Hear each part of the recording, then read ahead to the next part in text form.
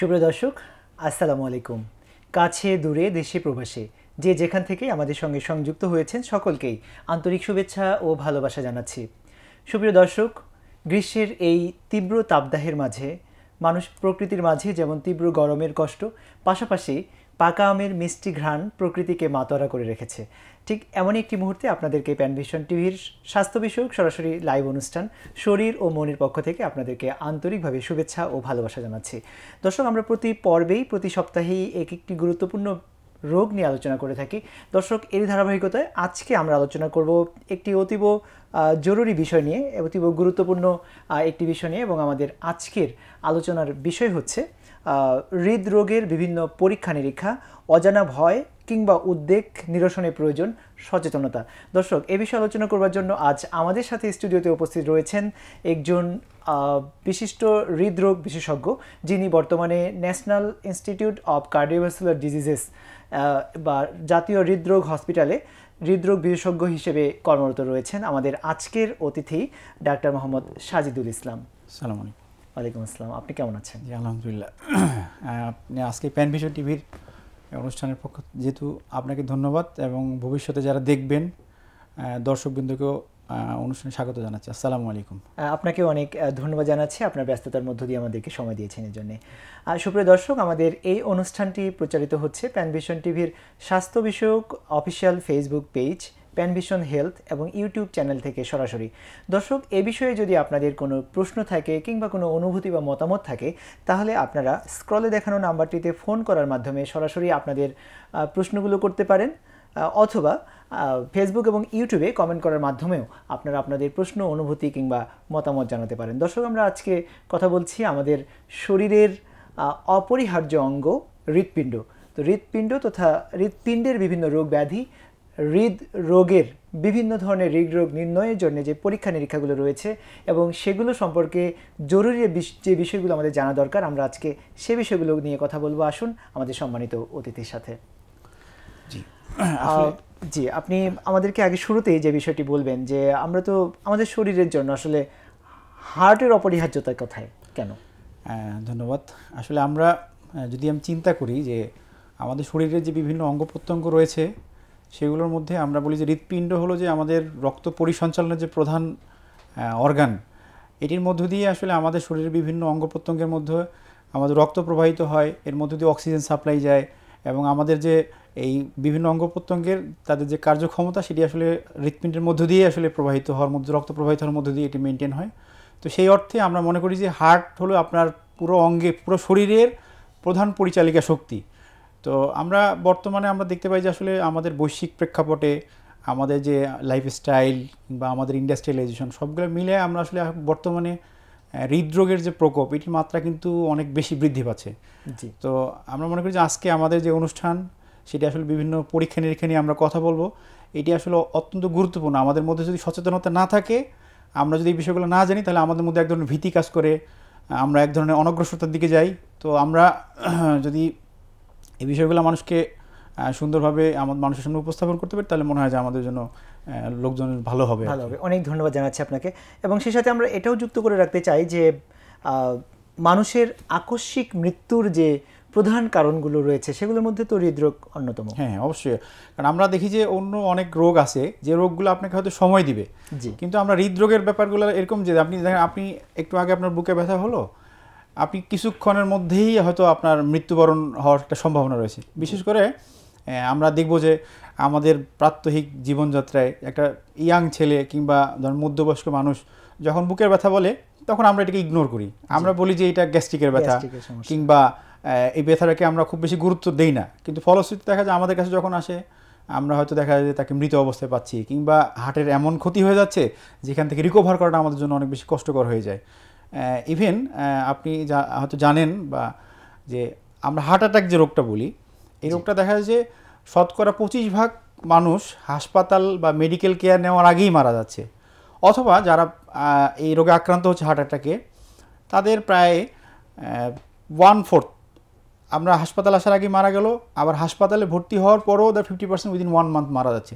তার মানে কত তীব্র! অথচ আমরা এটা দেখা যাচ্ছে আমরা গ্যাস্ট্রিকের ব্যথা, সামান্য ব্যথা, এই বিষয়টাকে যদি গুরুত্ব দেওয়া হতো, মানে রোগীর পক্ষ থেকে বা রোগীর পরিবারের পক্ষ থেকে বা আমাদের সার্বিকভাবে সচেতন যদি সবাই হতো, সঠিক সময়ে যদি এটাকে ডায়াগনোসিস করে চিকিৎসা করা যেত, তাহলে হয়তো বা এই সমস্যাটা বা এই যে জীবনহানি, প্রাণহানি বা জীবনের যে অক্ষমতার একটা পর্যায়ে চলে যাচ্ছে, সেটা মনে হয় এটাকে অনেকাংশেই আমরা এটা হয়তো পারতাম, আমরা আনপ্রেসিডেন্ট যে মৃত্যু, আনএক্সপেক্টেড যে ডেথ, আমরা এটা হয়তো আমরা প্রিভেন্ট করতে পারতাম। এই জন্য আসলে আমাদের সচেতনতা খুব বেশি জরুরি। অনেক ধন্যবাদ। এই জন্য আমাদের আজকের আলোচনার বিষয়টা আসলে খুবই প্রাসঙ্গিক, যে হৃদরোগটাকে সঠিক সময়ে ডায়াগনোসিস করবার জন্য যে বিশেষ পরীক্ষা নিরীক্ষাগুলো প্রয়োজন। মানুষের মাঝে কিন্তু বিভিন্ন ধরনের ভীতি বা উদ্বেগ বা আশঙ্কা কাজ করে, বা অনেক সময় অবহেলা করে সেই বিষয়গুলোকে গুরুত্ব দেয় না। আমরা আজকে আপনার সাথে সেই বিষয়গুলো নিয়ে কথা বলতে চাই। তার আগে আমরা আপনার কাছে একটু জানতে চাই যে হৃৎপিণ্ড বা হার্টের প্রধান আসলে কি কি রোগ হয়ে থাকে? ধন্যবাদ। আসলে আমাদের আমরা বলি যে হৃদরোগের আসলে বিভিন্ন ভ্যারাইটিস অফ ডিজিজ, বিভিন্ন বহুমাত্রিক যে রোগ হয়, তার মধ্যে আমরা সাধারণত যেটা দেখতে পাই যে হার্ট অ্যাটাক একটা কমন একটা রোগ, যে হঠাৎ করেই তার বুকে ব্যথা হলো, এই রোগীটা পরবর্তীতে তার হার্টের কর্মক্ষমতা নষ্ট হচ্ছে, রোগী মারা যাচ্ছে, এটা এক ধরনের যেরকম। এর পাশাপাশি আমরা দেখি যে ব্লাড প্রেশার, উচ্চ রক্তচাপজনিত কিছু সমস্যা নিয়ে আমাদের মাঝে আসে। আবার হার্টের গতির যে নিয়মিত গতি, সেটি অনেক সময় আমরা পাই যে তার নিয়মিত গতিটা ব্রেকআপ হচ্ছে, এরকম আমরা রোগ আছে। এছাড়াও আমরা পাই হার্টের যে বহুবিধ রোগের মধ্যে যে হার্টের যে আমরা জানি ভালভগুলো রয়েছে, এই ভালভের বিভিন্ন রোগ রয়েছে। পাশাপাশি আমরা আরও কিছু স্ট্রাকচারাল হার্ট ডিজিজ বলি আমরা, যে জন্মগত তার হার্টের গঠনগত কিছু পরিবর্তন থাকে। তো এই সামগ্রিকভাবে আসলে হার্টের রোগগুলো বিভিন্ন ভ্যারাইটিস নিয়ে আমাদের মাঝে প্রেজেন্ট করে। তো এই বিষয়গুলোকে যদি আমরা সচেতন দৃষ্টিভঙ্গিতে যদি আমরা এটাকে ডায়াগনোসিস করতে পারি, তাহলে অনেকাংশেই আমরা অকাল মৃত্যু আমরা যেটা বলি, বা আমাদের অপ্রত্যাশিত মৃত্যু, সেটিকে আমরা প্রিভেন্ট করা আমাদের মনে সম্ভব হবে।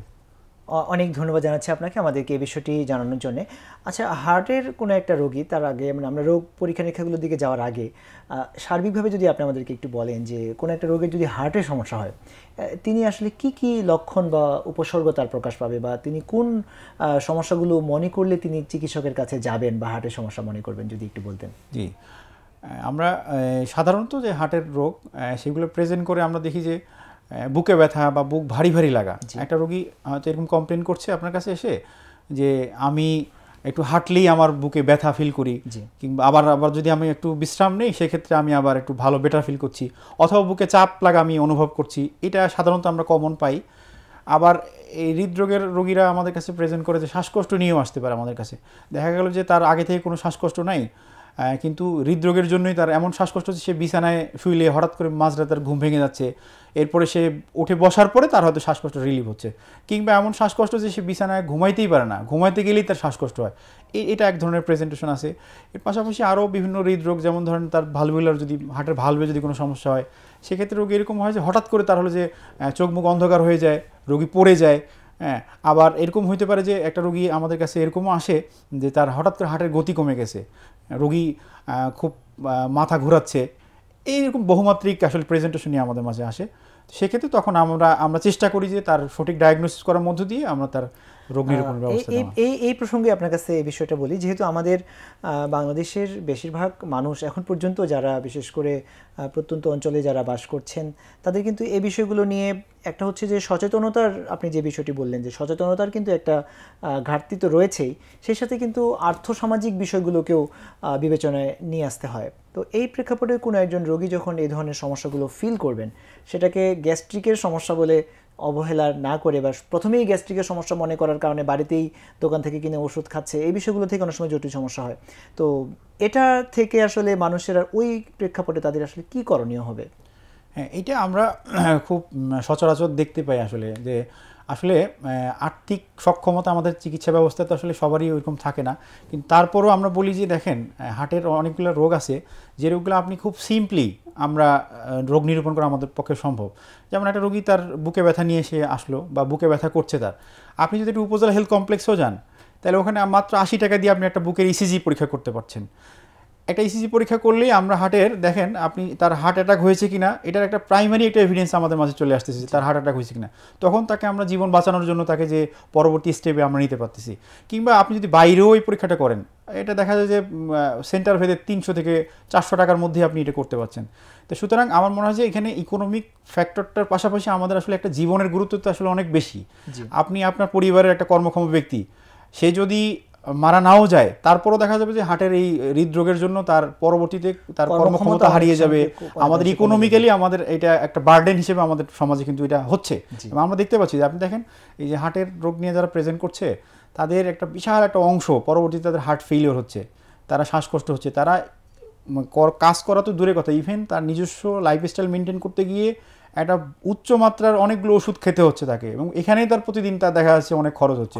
সুতরাং আমরা যদি এটা প্রাইমারি পর্যায়ে যদি আমরা এটা নিরূপণ করতে পারতাম, সঠিক চিকিৎসা দিতে পারতাম, তাহলে কিন্তু আমাদের এই বার্ডেনটাও আসতো না, রোগীর সাফারিংসটাও হতো অনেক ক্ষেত্রে কমে যেত। চমৎকার একটি কথা আসলে আপনি বলেছেন যে যদি শুরুতেই রোগটাকে ধরা যায়, সঠিক চিকিৎসা নেওয়া যায়, তাহলে তো ওই পরিবারের একজন উপার্জনক্ষম ব্যক্তি তার উপার্জনটাও স্বাভাবিক রাখতে পারবেন, আর পাশাপাশি তার যে অর্থনৈতিক ক্ষতিটা সেটা অনেকাংশে প্রিভেন্ট করা সম্ভব। অনেক ধন্যবাদ জানাচ্ছি আপনাকে। আমরা আসলে আজকে আমাদের আলোচনার যে মূল বিষয় আর কি, যে হৃদরোগের বিভিন্ন পরীক্ষা নিরীক্ষা, যেগুলো দিয়ে আপনি অনেকগুলো হৃদরোগের কথা আমাদেরকে জানিয়েছেন যে বিভিন্ন ধরনের রোগ হার্টে হতে পারে। তো সাধারণত আসলে কি কি পরীক্ষা নিরীক্ষা হৃদরোগ নির্ণয়ের জন্য করা হয়ে থাকে? জি, আমরা সাধারণত বলি হৃদরোগের জন্য স্পেসিফিক কিছু পরীক্ষা, এবং এটা ডিজিজ ভেদে কিছু ডিফারেন্স হয়। তো সাধারণত আমরা প্রাথমিক পর্যায়ে আমরা বলি যে একটা রোগীর ইসিজি একটা পরীক্ষার টুলস, আমরা ইকোকার্ডিওগ্রাম যেটা বলি সেটি হতে পারে। এরপরে আমরা ইটিটি একটা পরীক্ষা আছে, এরপরে coronary angiogram, city coronary angiogram, বুকের এক্স-রে। তো এই পরীক্ষাগুলোর মাধ্যমে আমরা যখন যে রোগ সাসপেক্ট করি সেই অনুযায়ী আমরা তখন ওই লাইনে আগাই। যেমন ধরেন আপনি যদি আমি বলার জন্য বলি, দেখেন ইসিজি করার মধ্য দিয়ে আমরা একটা রোগীর হার্ট অ্যাটাক আছে কিনা সেটা যেমন বুঝতে পারি।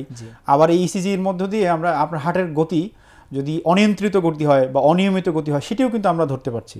কিংবা পাশাপাশি আমরা আপনার উচ্চ রক্তচাপ জনিত যদি আমরা বলি উচ্চ রক্তচাপের জন্য হার্টের ওয়ালটা মোটা হয়ে যায়, এটাও কিন্তু ইসিজির মাধ্যমে ধরা পড়তেছে। তাহলে আমরা খুবই একটা সিম্পল একটা ইনভেস্টিগেশনের মধ্য দিয়ে কিন্তু আমরা এটা পেয়ে যাচ্ছি। তো এরপরে আরও অ্যাডভান্স লেভেলে আমরা বলি যে আমরা একটা রোগীর সিএমআর, এরপরে ভায়াবিলিটি টেস্টের জন্য এমপিআই, এছাড়াও হার্ট অ্যাটাকের জন্য রক্তের কিছু পরীক্ষা স্ট্রোপোনিন। তো এই বহুমাত্রিক পরীক্ষাগুলোকে আমরা কম্বিনেশন করার চেষ্টা করি যেন দ্রুত রোগ ধরা পড়ে। অনেক ধন্যবাদ। আমরা ইসিজি পরীক্ষাটা নিয়ে আসলে এটা নিয়ে আমাদের দর্শকরাও সবার কাছে পরিচিত আসলে বিষয়টা, এবং একজন বয়স্ক মানুষ যিনি পূর্ণবয়স্ক বা মধ্যবয়সে আছেন, ইসিজি করেননি এরকম মানুষের সংখ্যা হয়তো বা কম পাওয়া যায়, বিভিন্ন প্রেক্ষাপটে তারা করেছেন। তো আমরা একটু ইসিজি নিয়ে একটু ডিটেলস আপনার কাছে আসলে জানতে চাই, যে আপনি একটু আমাদের ধারণা দিয়েছেন যে ইসিজি এখন একদম উপজেলা পর্যায়ে পর্যন্ত হয়ে থাকে। তো এই একটা ইসিজি পরীক্ষা, এটাতে কোনো আতঙ্ক, ভয় বা এটার জন্য অর্থনৈতিক বিষয়টা আপনি বলেছেন, এটা যদি আরেকটা আমাদেরকে ক্লিয়ার করতেন আর কি।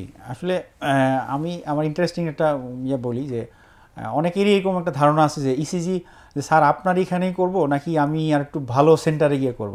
আসলে দর্শকদের জন্য হলো যে ইসিজি একটা খুব সামান্য একটা সিম্পল একটা মেশিন, যেটা আপনি ওই ঢাকার বড় সেন্টার কিংবা উপজেলা হেলথ কমপ্লেক্স একই মেশিনের মাধ্যমে করা হয়, এবং এটা একটা গ্রাফিক্যাল প্রেজেন্টেশন হয়, এবং এটা কোনো খুব বেশি তারতম্য হওয়ার সুযোগই নাই।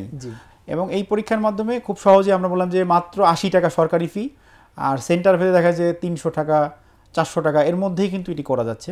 সুতরাং আপনি জাস্ট প্রতিটা উপজেলা হেলথ কমপ্লেক্সই বাংলাদেশে এই ব্যবস্থাপনাটা বেশিরভাগ ক্ষেত্রেই সাধারণত থাকে। পাশাপাশি আপনি যে কোনো ডায়াগনস্টিক সেন্টারগুলোতে আমরা চাইলেই সহজেই এটা করতে পারি। তো এটা হলো যে আমরা বলি যে হৃদরোগীদের জন্য একটা প্রাথমিক একটা টুলস, বিশেষ করে হৃদরোগের যে কোনো ধরনের রোগ আমরা ইসিজির মাধ্যমে এক্সপ্লেইন করার চেষ্টা করে থাকি, প্রাথমিক ধারণাটা পাওয়া যায়। এটা কিন্তু একটা চমৎকার বিষয়। এবং আপনি উপজেলা হেলথ কমপ্লেক্সের কথা বলেছেন, এবং এখন কিন্তু অনেক এই গ্রাম পর্যায়েও বিভিন্ন ছোট ছোট ডায়াগনস্টিক সেন্টার, সেগুলোতেও কিন্তু এই ইসিজি করার ফ্যাসিলিটি বর্তমান সময়ে আছে। আশা করি দর্শক হৃদরোগের কোনো বিষয়ে কখনোই কেউ অবহেলা করবেন না, এবং আমাদের সম্মানিত অতিথি কিন্তু আমাদের আজকে পরিষ্কার করে জানিয়েছেন যে এই বিষয়গুলো এখন একেবারে প্রত্যন্ত অঞ্চলেও প্রাথমিক ধারণা কমপক্ষে পাওয়া যায় এই হৃদরোগ আপনার হয়েছে কিনা। ধন্যবাদ। আমরা আবারও আলোচনায় ফিরে আসছি। আমরা এরপর আপনার কাছে জানতে চাই যে ইসিজির সাথে আরেকটি পরীক্ষার সঙ্গে আমরা পরিচিত, সেটি হচ্ছে ইকো পরীক্ষা। আমাদের দর্শকরাও জানে এটাও হার্টের পরীক্ষা। আসলে এই পরীক্ষাটাতে কি করা হয়? জি, আমরা যখন একটা রোগীকে প্রাথমিক ইসিজি করলাম তখন আমরা আরও একটা সাসপিশন হলো যে আমার এই রোগটা হতে পারে। তখন আমরা একটা রোগী চিন্তা করি যে তার ইকোকার্ডিওগ্রাম পরীক্ষা, আমরা একটু অ্যাডভান্স লেভেলে আমরা আগাচ্ছি। যে ওই ইকোকার্ডিওগ্রাম হলো যে এটা আলট্রাসোনোগ্রাম আমরা যে করি বিভিন্ন অর্গানের, এটা আসলে হার্টকে পরিপূর্ণভাবে দেখা হয়। কী রকম দেখা, আমরা যখন হার্ট দেখি যে হার্টের তার ক্যাপাসিটি, পাম্পিং ক্যাপাসিটিটা ঠিক আছে কিনা, এটা আমরা ইকোকার্ডিওগ্রামের মাধ্যমে সহজে জানতে পারছি। পাশাপাশি আমরা দেখি যে হার্টের যে দেয়াল আছে, ওয়াল আছে আমরা বলি, এই ওয়ালগুলোর মধ্যে কোনো দিকটা কম নড়ছে কিনা। আমরা যখন একটা জানি যে একটা হার্ট অ্যাটাক হচ্ছে একটা রোগীর, তখন দেখা যায় তার কোনো দিকে রক্ত সাপ্লাই, রক্ত চলাচল বন্ধ হয়ে গেলে ওই অংশটা ক্ষতিগ্রস্ত হয়, তখন ওই অংশটা দেখা যায় ভালোভাবে তার ফাংশন করে না। এটি কিন্তু আমরা সহজেই ইকোকার্ডিওগ্রাম পরীক্ষার মাধ্যমে বুঝতে পারছি। কিংবা এর পাশাপাশি আমরা যদি একটা রোগীর চিন্তা করি যে তার ভালভের কোনো সমস্যা আছে কিনা, তাহলে হার্টের যে ভালভগুলো আছে আমরা এই ইকোকার্ডিওগ্রাম পরীক্ষা দিয়ে খুব সহজে, খুব সিম্পলি, এখানে ভয়েরও কিছু নাই, বরঞ্চ এটা আলট্রাসোনোগ্রাম পরীক্ষার মতো, শুধু আমরা একটা প্রোব লাগিয়ে আমরা খুব সহজেই আমরা ডায়াগনোসিস করতে পারছি, স্ক্রিনের মধ্যে দেখা যাচ্ছে। এবং দেখেন যে অন্যান্য অনেক পরীক্ষা আছে যেগুলো সময় সাপেক্ষ কিংবা অনেক ব্যয়বহুল, কিন্তু ইকোকার্ডিওগ্রাম পরীক্ষাটা খুবই সিম্পল একটা টেস্ট। হয়তো দেখা যায় যে 1000 থেকে 2000, 2500 টাকার মধ্যে কিন্তু এই পরীক্ষাটা হয়ে যাচ্ছে। এবং এটার মধ্যে দিয়ে আমরা এই যে আমরা বললাম যে তার হার্টের ওয়ালগুলো মোটা আছে কিনা, তার ভালভের সমস্যা আছে কিনা, তার হার্ট ফেইলিওর হয়ে গেছে কিনা, হার্ট যেভাবে কাজ করার কথা সেভাবে করছে কিনা, তার মানে আমরা একটা খুব শর্ট টাইমের মধ্যে একটা বিশাল একটা দৃষ্টিভঙ্গি নিয়ে আমরা কিন্তু আপনাকে অ্যাসেস করতে পারছি, যেটা আমার মনে হয় যে এটা হৃদরোগীদের জন্য এটা মেডিকেল সায়েন্সের একটা বিশাল একটা আবিষ্কার বলা যায় আর কি। এই ইকো পরীক্ষা করার জন্য একজন রোগীকে, আমি চিন্তা করছি যে আমাদের একেবারে প্রত্যন্ত প্রান্তীয় অঞ্চলের যে রোগীরা রয়েছেন তাদেরকে আসলে কোন লেভেলের হসপিটাল বা কোন লেভেলের চিকিৎসকের কাছে যেতে হবে? একটা সময় এরকম ছিল যে খুব বিভাগীয় শহর কিংবা ঢাকা শহর বা এরকম গুটি কয়েক হসপিটালে হয়তো ইকো মেশিন ছিল, কিংবা যারা ইকোকার্ডিওগ্রাম করতে পারতেন ডাক্তারদের মধ্যে হয়তো সবাই তখন কম্পিটেন্ট এনাফ ছিল না ইকো করার জন্য। কিন্তু এখন কিন্তু এটা বলা যায় যে এটা ইন্ডাস্ট্রিয়ালাইজেশন বলি আমরা, আমাদের মেডিকেল সায়েন্সের অগ্রগতি বলি না কেন, এখন উপজেলা কিংবা জেলা লেভেলেও দেখা যায় যে ভালো ভালো সেন্টারগুলোতে ইকোকার্ডিওগ্রাম মেশিন আছে। ইভেন আলট্রাসোনোগ্রাম, ভালো মানের কোয়ালিটি সম্পন্ন আলট্রাসোনোগ্রাম মেশিনের মধ্যে ইকোকার্ডিওগ্রাম প্রব দিয়ে কিন্তু করা যাচ্ছে। সুতরাং এই ফ্যাসিলিটিটা যেখানে আছে আমার মনে হয় যে যদি হৃদরোগ ধারণা করা হয় সেই সুযোগটা গ্রহণ করা উচিত। অনেক ধন্যবাদ। তার মানে আমরা জানতে পারলাম যে ইকো পরীক্ষাটা এখন জেলা এবং উপজেলা পর্যায় পর্যন্ত ক্ষেত্র বিশেষে যে সেখানে কোনো কার্ডিওলজিস্ট থাকেন সেখানে রোগীরা এই ফ্যাসিলিটিটা করাতে পারবেন। আসলে আমাদের সময় হচ্ছে একটি বিরতির, আমরা বিরতির পরে আবার আসবো। তার আগে আমরা আপনার কাছে আরেকটা সম্পর্কে একটু জানতে চাই যে আপনি ইসিজি এবং ইকো পরীক্ষা সম্পর্কে আমাদেরকে আপনি ধারণা দিলেন, এই দুইটা করার পরেই কি মোটামুটি হৃদপিণ্ডের তার কোনো সমস্যা আছে কিনা সেটা নিয়ে কি প্রাথমিক ধারণা দেওয়া সম্ভব কিনা, নাকি এর পরের ধাপে যে পরীক্ষাগুলো আপনি আরও কিছু বলেছিলেন এগুলো সবগুলোই একই সাথে করা দরকার? রক্ত পরীক্ষার কথাও আপনি বলেছেন। আসলে পরীক্ষা আমাদের আসলে কি রোগ চিন্তা করছি, আসলে আমরা তো প্রথমেই বললাম যে আসলে হৃদরোগের বিভিন্ন ডাইভার্সিটি অফ স্পেকট্রামে প্রেজেন্ট করছে। জি, তো এই দুইটা দিয়ে আমরা একটা উল্লেখযোগ্য সংখ্যক রোগ নির্ণয় করতে পারলেও আরও কিছু পরীক্ষার প্রয়োজন থাকে, যেটাতে আমরা দেখা যায় যে আমরা বলি যে ইসিজি কিংবা ইকো 30% ক্ষেত্রে, 30 to 50% ক্ষেত্রে নর্মাল আসলেও ওই রোগীর কিন্তু হৃদরোগ থাকতে পারে। এটাই জানতে চাচ্ছি আসলে। তো সেক্ষেত্রে আমাদের অন্য টুলসগুলোও ইউজ করার প্রয়োজনীয়তা দেখা যায় হতে পারে। তাহলে এই বিষয়টা আমরা একটু বিরতিতে যাব। আপনার কাছে এই বিষয়টা আমরা পরীক্ষার হলাম যে কোনো একজন রোগীর যদি ইসিজি এবং ইকো পরীক্ষা করা থাকে এবং ক্ষেত্র বিশেষে সেখানে যদি নর্মাল আসে, তারপরেও যদি রোগীর কমপ্লেইন থাকে বা তার কোনো ধরনের রোগী যদি সিমটম বলেন, তার নিশ্চিন্ত হওয়া আসলে উচিত হবে না যে তার হার্টের সমস্যা রয়েছে। না, এই ক্ষেত্রে বলা যায় যে আপনার ইসিজি ইকো নর্মাল মানেই হার্ট নর্মাল না, এই বিষয়টা আমাদের মাথায় রাখতে হবে। এবং সেক্ষেত্রে আমাদের তখন যে চিকিৎসক থাকবেন তিনি তখন ফার্দার প্রসিড করবেন আপনার রোগটাকে নির্ণয় করার জন্য। জি, অনেক ধন্যবাদ। আমরা আসলে পরিষ্কার হলাম বিষয়গুলো। আমাদের সময় হলো একটি বিরতির, আমরা বিরতির পরে আবারও ফিরে আসছি একই আলোচনায়। সুপ্রিয় দর্শক, আপনারা আজকে আমাদের সঙ্গে যুক্ত আছেন দেশের বিভিন্ন প্রান্ত থেকে এবং দেশের বাইরে থেকে অনেকেই আলোচনা শুনছেন। খুবই গুরুত্বপূর্ণ আলোচনা। আমাদের শরীরের অন্যতম প্রধান অঙ্গ হৃদপিণ্ড, হৃদরোগের বিভিন্ন পরীক্ষা নিরীক্ষাগুলো সম্পর্কে আমাদের সম্মানিত অতিথির কাছ থেকে আমরা আজকে জানার চেষ্টা করছি। দর্শক, সময় হলো আমাদের একটি ছোট্ট বিরতির, আমরা বিরতির পরে আবারও ফিরে আসবো একই আলোচনায়। ততক্ষণ আমাদের সঙ্গেই থাকবেন।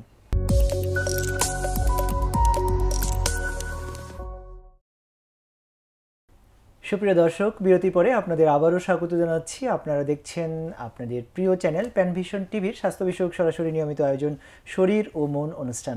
দর্শক, আমরা আজকে আলোচনা করছি হৃদরোগের বিভিন্ন পরীক্ষা নিরীক্ষা, অজানা ভয় কিংবা আতঙ্ক নিরসনে প্রয়োজন সচেতনতা। দর্শক, এ বিষয়ে আলোচনা করবার জন্য আজ আমাদের সঙ্গে স্টুডিওতে উপস্থিত রয়েছেন জাতীয় হৃদরোগ ইনস্টিটিউটে কার্ডিওলজিস্ট হিসেবে কর্মরত আমাদের প্রিয় ব্যক্তি ডাক্তার সাজিদুল ইসলাম। আপনাকে বিরতি পরে আবারও স্বাগত জানাচ্ছি। আমরা আজকে হৃদরোগের বিভিন্ন ধরন সম্পর্কে আপনার কাছে জানতে পেরেছি এবং সেগুলোর নির্ণয়ের বিভিন্ন পরীক্ষা নিরীক্ষাগুলো আপনি আমাদেরকে জানাচ্ছিলেন। আমরা এই পর্যায়ে আপনার সঙ্গে কথা বলতে চাই যে আপনি বলেছিলেন যে হৃদরোগের বিভিন্ন পরীক্ষা বিভিন্ন নির্ণয়ের জন্য রক্তের কিছু পরীক্ষা করা হয়ে থাকে, সেগুলো সম্পর্কে যদি একটু ধারণা দিতেন। যেটি বলছিলাম আগে যে আপনি বলতেছিলেন যে ইসিজি কিংবা ইকো নর্মাল মানেই কি হার্ট নর্মাল কিনা। দেখেন, এই যেটা বললাম যে একটা রোগী বুকে ব্যথা নিয়ে আসলো, আমরা এরকম পাচ্ছি যে ইসিজি নর্মাল, তার ইকো নর্মাল, তখন আমরা চিন্তা করি যে না, এটা কি আসলে তার হার্ট অ্যাটাক হয়েছে কিনা। সেটার জন্য আমরা তখন একটা রক্তের পরীক্ষা দিই, ট্রোপোনিন পরীক্ষা। এটা অনেকে হয়তো জানে। তো দেখা যায় যে ইসিজি ইকো নর্মাল থাকলেও ট্রোপোনিন পরীক্ষায় এই হার্ট অ্যাটাকটা ধরা পড়ে। তো সেক্ষেত্রে আমরা ক্যাটাগরাইজ করি যে ST elevated MI, non ST elevated MI. তখন আমরা বলি যে তখন যে মায়োকার্ডিয়াল ইনফার্কশন বা হার্ট অ্যাটাকটা হয়েছে ওটাকে নন এসটি এমআই। তো সুতরাং তখন স্টেপ বাই অন্য একটা স্টেপে আমরা গেলাম, রক্ত পরীক্ষা তখন প্রয়োজনীয়তা দেখা দিল। তখন যে পরীক্ষাগুলো আমরা ট্রোপোনিন আই বা সিকেএমবি জাতীয় পরীক্ষার মধ্য দিয়ে আমরা এটা নির্ণয় করার চেষ্টা করি। মানে রক্তের বিশেষ কিছু উপাদানের পরীক্ষা করে বোঝা যায় যে তার আসলে হার্ট অ্যাটাক হয়েছে কিনা। কারণ আমরা হার্টের তো আসলে আমরা বলি যে আমাদের অর্গানগুলোর মধ্যে হার্ট, এই যে আমরা ওয়াল যেগুলো, এগুলো মাংসপেশি দিয়ে গঠিত। তো যখন রক্তনালী বন্ধ হয়ে গেল কিংবা রক্ত সাপ্লাই কমে গেল, তখন ওই যে মাংসপেশি ক্ষতিগ্রস্ত হলো, তখন ওখান থেকেই হলো যে এই এনজাইম ধরনের প্রোটিনটা এটা বেড়ে যায়। আমরা যদি রক্ত পরীক্ষা করি সেটাতে আমাদের ধরা পড়ছে। এটা অসাধারণ একটা টুল, যেটা আমরা 1 ঘন্টার মধ্যেই বলে দিতে পারতেছি যে তার হার্ট অ্যাটাক হয়েছে কিনা। মাশাআল্লাহ, মাশাআল্লাহ, অনেক ধন্যবাদ। আমরা এ পর্যায়ে আপনার কাছে জানতে চাই যে হার্টের আরেকটি পরীক্ষার কথা আপনি বলেছেন এবং আমাদের দর্শকরা অনেকে এটা জানেন বা এটার অভিজ্ঞতা রয়েছে, সেটি হচ্ছে ইটিটি। এটা সম্পর্কে একটু পরিচয় করে দিতেন। আমাদের কমন পরীক্ষার মধ্যে একটি হলো যে ইটিটি, আমরা বলি এটা এক্সারসাইজ টলারেন্স টেস্ট। তো একটি রোগী যখন এমন হলো যে তার আমরা ইসিজি ইকোতে নর্মাল আমরা পেলাম, কিন্তু তার বুকে ব্যথা হচ্ছে, আমরা এটা ডিফাইন করতে পারছি না যে আসলে এটি কি হার্টের জন্য হচ্ছে নাকি বুকে ব্যথা। তারও অনেক কারণে হতে পারে। আমরা হার্ট অ্যাটাক ছাড়াও দেখা একটা রোগীর তার খাদ্যনালীর কোনো সমস্যা, তার হলো নিউমোনিয়া হয়েছে, তার মাংসপেশির ব্যথা, কিংবা তার হলো যে আমরা যে বলি যে রিবের কোনো ব্যথা। তো এই ব্যথাগুলোকে আমরা ডিফাইন করার জন্য আমরা চেষ্টা করি যে যেহেতু কার্ডিয়াক বা হার্টের সমস্যাটাকে আমরা খুব বেশি গুরুত্ব দিয়ে থাকি যে এটা হার্টের ব্যথা কিনা, এটাকে আমরা প্রথমে এক্সক্লুশন করার চেষ্টা করি। তো সেক্ষেত্রে আমাদের একটা টুলস হলো যে ইটিটি করা। ইটিটি সম্পর্কে সবারই হয়তো কম বেশি ধারণা আছে, তারপর অনেকের মধ্যে ভীতি কাজ করে। এটা আসলে খুব সিম্পল একটা পরীক্ষা। যেমন ধরেন আমরা যে ট্রেডমিল ইউজ করি আমরা শারীরিক এক্সারসাইজ করার জন্য, সেই ট্রেডমিলের মধ্যেই আমরা শুধুমাত্র ইসিজি যে লিডগুলো লাগিয়ে একটা স্ক্রিনের মধ্যে আমরা দেখার চেষ্টা করি যে ওই ব্যক্তিটা যদি তার শারীরিক পরিশ্রম করে, এক্সারশনে যদি যায়, তাহলে সেক্ষেত্রে তার হার্টের গতিতে বা হার্টের রিদমের মধ্যে কোনো ধরনের পরিবর্তন লক্ষ্য করা যায় কিনা, কিংবা সে এই এক্সারসাইজ করতে গিয়ে তার মধ্যে কোনো সিমটম তৈরি হচ্ছে কিনা। যদি আমরা এই প্যারামিটারগুলোতে রোগীকে আমরা মিলিয়ে ফেলতে পারি যে তার এটা সমস্যা হচ্ছে, তখন আমরা বলি যে এটা হার্টের জন্য হচ্ছে। তো সুতরাং আমরা খুব সহজেই কিন্তু আমরা এই পরীক্ষার মধ্যে দিয়ে আমরা তার একটা ফাংশনাল ক্যাপাসিটি আমরা বলি যে তার কার্যক্ষমতা কিংবা তার আসলে হার্টের রোগ আছে কিনা সেটি নির্ণয় করার জন্য আমাদের একটা অসাধারণ একটা চমৎকার একটা টুলস ইটিটি। তা স্বাভাবিকভাবে আমরা যেটা বুঝলাম যে আমরা যে এই যে মেশিনে যে মানুষ সাধারণ মানুষ যেটাকে বলে যে দৌড়ানোর মেশিন, সেখানে ওঠানোর পরে আপনারা তার লিডগুলো ইসিজি লিডগুলো লাগিয়ে দিয়ে দেখেন যে তার গতি বৃদ্ধি, চলার গতি বৃদ্ধির সাথে সাথে তার হার্টের পরিবর্তন হচ্ছে। এই ইটিটি করানোর জন্য একজন মানুষকে আসলে কোন লেভেলের হসপিটালে যেতে হয়? ইটিটিগুলো সাধারণত এটি যেহেতু এটি কিছু রিস্কও আছে, যদি হঠাৎ করে রোগী যদি খারাপ হওয়ার একটা সম্ভাবনা যদি থাকে, তো সাধারণত এটি খুব ভালো সেটআপওয়ালা হাসপাতাল, যেগুলোতে একটা রোগীর হঠাৎ করে হার্টের যদি গতি বেশি অনিয়মিত হয়ে যাওয়ার সম্ভাবনা থাকে কিংবা কার্ডিয়াক অ্যারেস্ট আমরা বলি, তো এইগুলোর যেগুলো ম্যানেজমেন্ট যে হাসপাতালে থাকবে সাধারণত সেই হাসপাতালগুলোতেই আমরা ইটিটি ব্যবস্থা দেখতে পাই। বিশেষ করে বিভাগীয় শহর এবং যে সেন্টারগুলোতে পর্যাপ্ত ইকুইপমেন্ট থাকে রিসাসিটেট করার জন্য সেই হাসপাতালগুলোতে সাধারণত ইটিটির ফ্যাসিলিটি থাকে। অনেক ধন্যবাদ জানাচ্ছি। আমরা এই পর্যায়ে আপনার সাথে কথা বলবো যে আলোচনার অত্যন্ত গুরুত্বপূর্ণ একটি অংশ, সেটি হচ্ছে এনজিওগ্রাম। কারণ এনজিওগ্রাম নিয়ে আমাদের দর্শকদের মাঝে বা সাধারণ মানুষের মাঝে একটা ভীতিও কাজ করে এবং সেই সাথে এটার সাথে কিছু অর্থনৈতিক খরচেরও কিছু সম্পৃক্ততা আছে। প্রথমে আপনি আমাদেরকে একটু এনজিওগ্রাম পরীক্ষাটার সঙ্গে পরিচয় করে দিবেন। হ্যাঁ, আসলে আমরা বলি যে হার্টের বা হৃদরোগ নির্ণয়ের জন্য করোনারি এনজিওগ্রাম এটি একটা গোল্ড স্ট্যান্ডার্ড পরীক্ষা। আমরা আসলে এতক্ষণ আমরা যে এভিডেন্সগুলো দেখলাম, এগুলো তো আসলে আমাদের বাইরের এভিডেন্স বা ইনডিরেক্ট এভিডেন্স। আমরা ধারণা করছি যে তার একটা হার্ট অ্যাটাক হয়েছে, তার হয়তো রক্তনালীতে ব্লক আছে বা থাকতে পারে, এইটার পিছনে আমাদের ইসিজিতে হয়তো পরিবর্তন আমরা পেলাম, আমরা হার্টের ইকোকার্ডিওগ্রাম করে পেলাম যে তার হার্টের ক্যাপাসিটি কমে গেছে বা হার্টের একটা ওয়াল নড়ছে না, কম নড়ছে। কিন্তু এটা তো আসলে ঘটনা তো ঘটলো আমাদের হার্টের রক্তনালীর মধ্যে ব্লক। এটা আমাদের দেখার জন্য এটাই হলো যে আমাদের এনজিওগ্রাম। এটা আসলে ভয় পাওয়ার আসলে খুব বেশি আমার মনে প্রয়োজন আছে বলে আমি মনে করি না, কারণ রোগ নির্ণয়টা খুব বেশি জরুরি।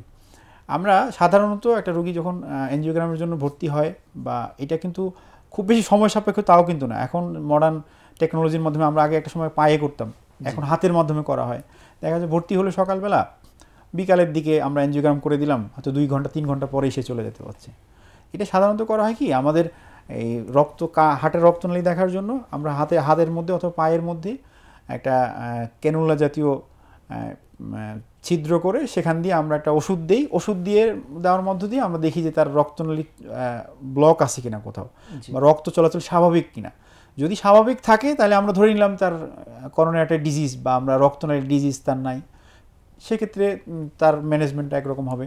আর আমরা যদি দেখি যে না, তার সিগনিফিক্যান্ট মাত্রায় তার করোনারি রক্তনালী ব্লক আছে, তো সেক্ষেত্রে আমরা বলি যে পরামর্শ দিই যে আপনি করোনারি রক্ত বলতে বোঝাচ্ছেন হার্টের রক্তনালীগুলো? হার্টের রক্তনালী।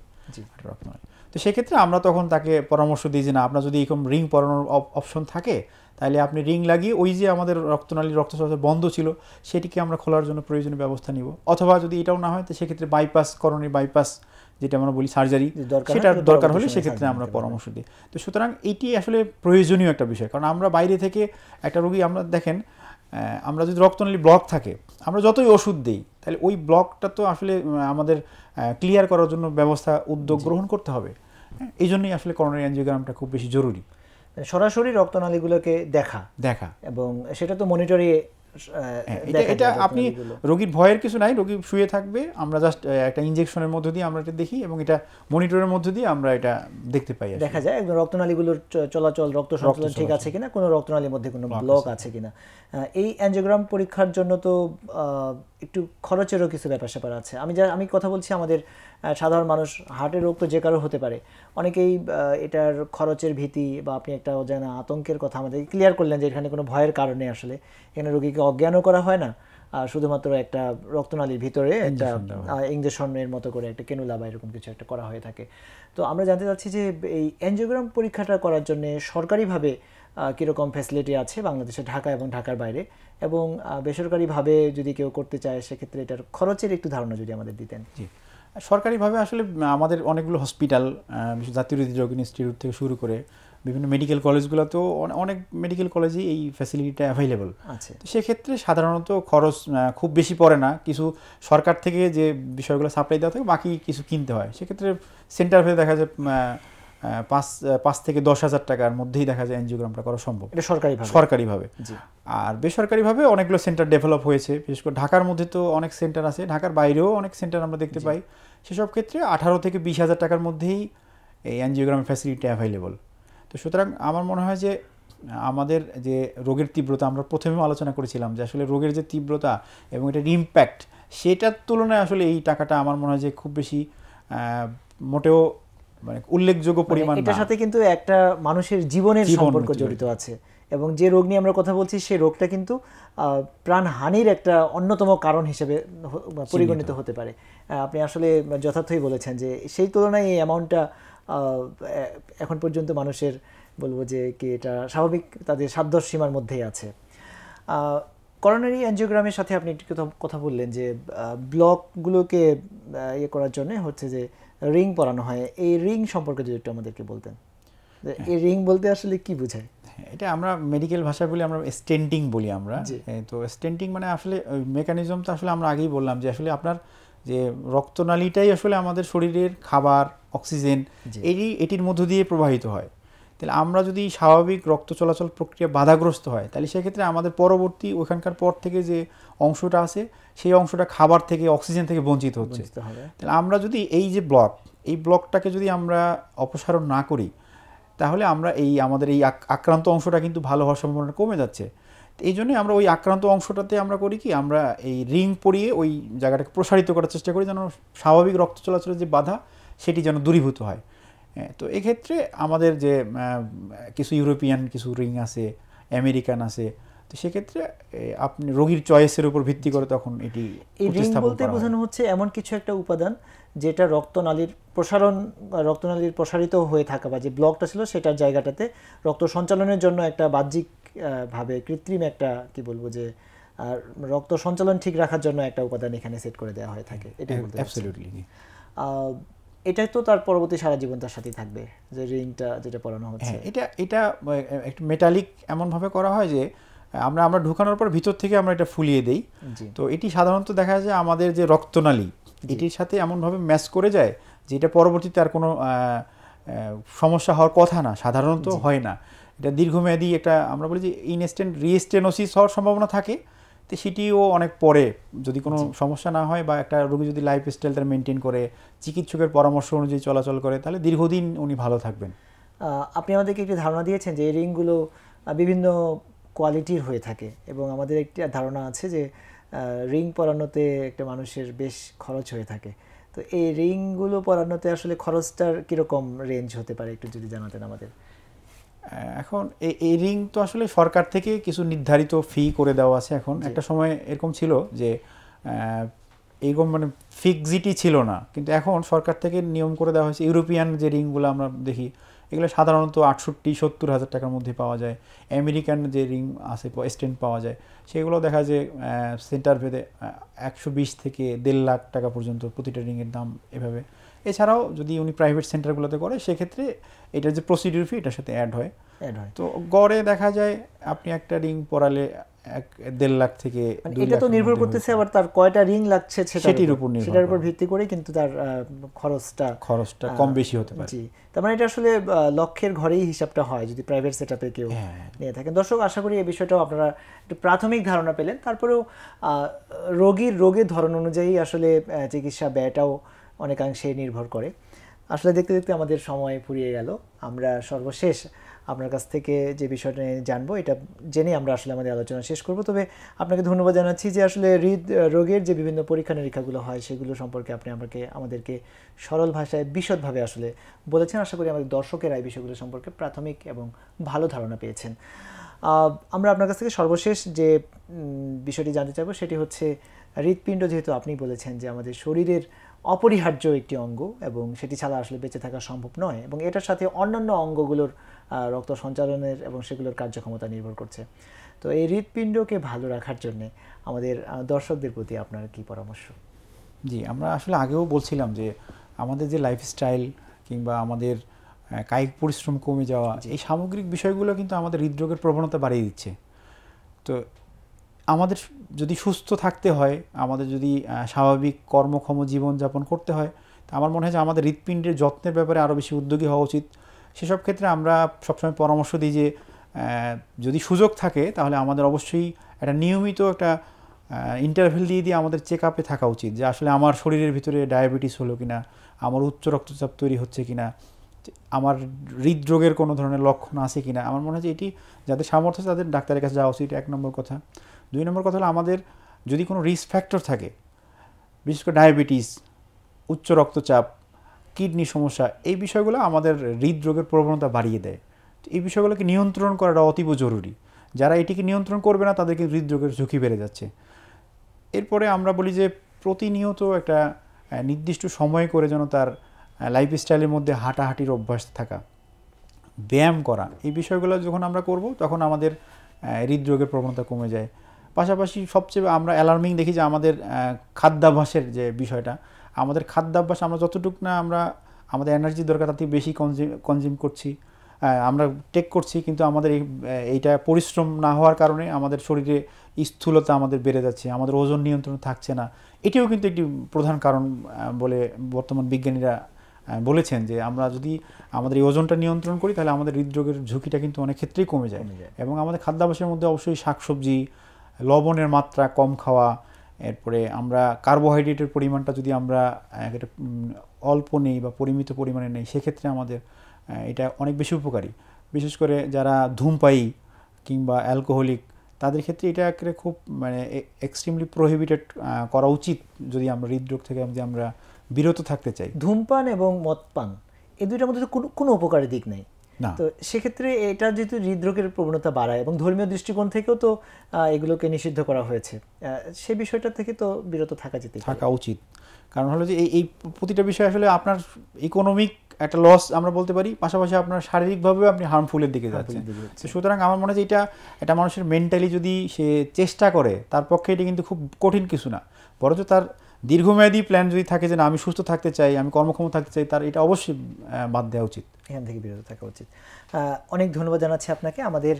আমরা একেবারেই শেষ মিনিটে চলে এসেছি এবং এর মধ্যে আমরা শেষ করব। আমাদের দর্শকেরা অনেকেই আমাদেরকে দেখছেন বিভিন্ন জায়গা থেকে এবং তারা অনেক সুন্দর কিছু কমেন্টও করেছেন, সাথে কিছু প্রশ্ন এসেছে। আমরা এর মধ্যে থেকে দুই একটি প্রশ্ন নিয়ে আমাদের কথা শেষ করছি। অনেকে আমাদেরকে দেখেছেন। বারী রহমান আমাদেরকে ভালোবাসা জানিয়েছেন, আপনার জন্য ভালোবাসা। মারিয়া আলফি মাশাআল্লাহ বলেছেন। আশরাফুজ্জামান তিনি আমাদেরকে বলেছেন thank you sir for your valuable information, আপনাকে ধন্যবাদ দিয়েছেন। আব্দুল মান্নান ভেরি গুড বলেছেন, অনেকে শুভকামনা জানিয়েছেন। তো আমাদের একটি প্রশ্ন এসেছে আশরাফুজ্জামান এই আইডি থেকে, তিনি একটি প্রশ্ন করেছেন, তার ভাষাটা হচ্ছে sir I would like to know if this test can be done in a healthy state, thanks. সম্ভবত তিনি জানতে চেয়েছেন যে হার্টের মানে ঝুঁকিমুক্ত একেবারে থাকার জন্য সুস্থ মানুষ এই পরীক্ষা নিরীক্ষাগুলো করতে পারবে কিনা। আমার মনে হয় যদি আপনি সচেতন মানুষ হন, আমরা আগেও বললাম যে যদি সুযোগ থাকে একটা নির্দিষ্ট এইজের পরেই আমরা বলি যে আপনি নিয়মিত চেক আপ করতে পারেন, 6 মাস অন্তর অন্তর একটা ইসিজি, আপনি ব্লাড সুগারটা পরীক্ষা করা, তার ব্লাড প্রেশারটা মাপা, তার কিডনিতে কোনো সমস্যা হচ্ছে কিনা, আমরা এই বিষয়গুলো আমরা যদি অগ্রিম ধরতে পারি। যেমন ধরুন আপনার উচ্চ রক্তচাপ আপনার মধ্যে যদি থাকে, এটা ভিতরে আপনার অনেক অঙ্গ ক্ষতি করতে থাকে, আপনার কিডনি এফেক্ট করে, আপনার রেটিনার চোখের সমস্যা তৈরি করে। তো এই বিষয়গুলো আপনি যদি প্রাইমারিলি যদি আপনি ধরতে পারেন, তাহলে আপনার জন্য তো আপনি অনেক ক্ষতির হাত থেকে বেঁচে যাচ্ছেন। তো সুতরাং এই সুযোগটা থাকবে, যদি আপনার সামর্থ্য থাকে, আমার মনে হয় আপনি চিকিৎসকের শরণাপন্ন হওয়া উচিত। অনেক ধন্যবাদ জানাচ্ছি আপনাকে। আমরা আজকে আমাদের অনুষ্ঠান একেবারেই শেষ পর্যায়ে চলে এসেছি, আমাদের শেষ করতে হচ্ছে। আপনার ব্যস্ততার মধ্যেও আমাদেরকে সময় দেওয়ার জন্য আপনাকে ধন্যবাদ। শেষ মিনিটে কি আপনার আর কোনো যদি কথা থাকে তাহলে আমি ধন্যবাদ জানাচ্ছি আপনাকে, প্যানভিশন টিভি এবং আমার সম্মানিত দর্শকদেরকে। তো আসলে আমরা শুরু থেকেই বলছিলাম যে হৃদরোগ অবশ্যই এটি এমন একটা রোগ যেটি আমাদের হয়তো বেশি সময় দিবে না। তো সুতরাং আমরা এটিকে যতটুকু চিকিৎসার ক্ষেত্রে আমরা মোকাবেলা করতে চাই, তার থেকে প্রতিরোধের দিকে আমাদের বেশি মনোযোগ দেওয়া উচিত। এর মধ্য দিয়ে আমরা একটি সুন্দর সুস্থ জীবনযাপন করতে পারি এবং আমাদের যে ন্যাশনাল ইকোনমিক বার্ডেন সেটিও আমরা প্রিভেন্ট করতে পারি। পাশাপাশি আমাদের সুখী সমৃদ্ধ দেশ গঠনের জন্য আমাদের সুস্থ থাকা অনেক বেশি জরুরি। আমাদের হৃৎপিণ্ড সুস্থ রাখার জন্য আমরা যে প্রতিরোধের পরামর্শ দিলাম, সেটির আলোকে আমরা আমাদের জীবনযাত্রা গড়ে তুলব, সেই আশাবাদ রাখছি এবং সবাইকে ধন্যবাদ। আপনাকে অনেক ধন্যবাদ জানাচ্ছি আবারও এবং ভালোবাসা জানাচ্ছি।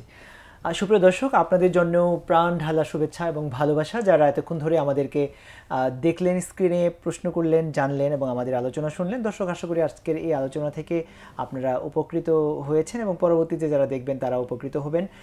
দর্শক, আজ এ পর্যন্তই। পরবর্তী পর্বে আমরা ভিন্ন কোনো একটি বিষয় নিয়ে আবারও যুক্ত হব, আলোচনায় বসবো ঠিক একই স্ক্রিনে। দর্শক ভালো থাকবেন, সুস্থ থাকবেন। আল্লাহ হাফেজ, আসসালামু আলাইকুম।